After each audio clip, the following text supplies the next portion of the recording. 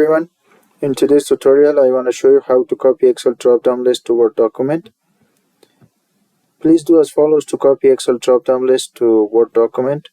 Select the drop-down list cell and copy it by pressing Ctrl plus C keys simultaneously. Go to the Word document. Click the Home tab.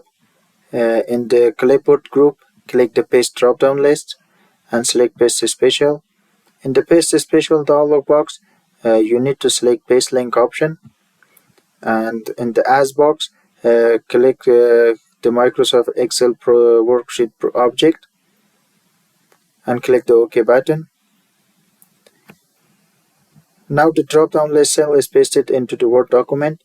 When you double-click the pasted object into Word, the corresponding Excel workbook is opened, and the changes to the drop-down list in the worksheet will be reflected in the Word document as well.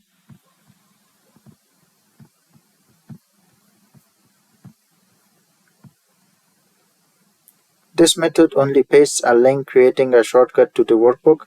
Actually, Word allows user to create drop-down lists with its built-in features. Thanks for watching, and please subscribe for more videos.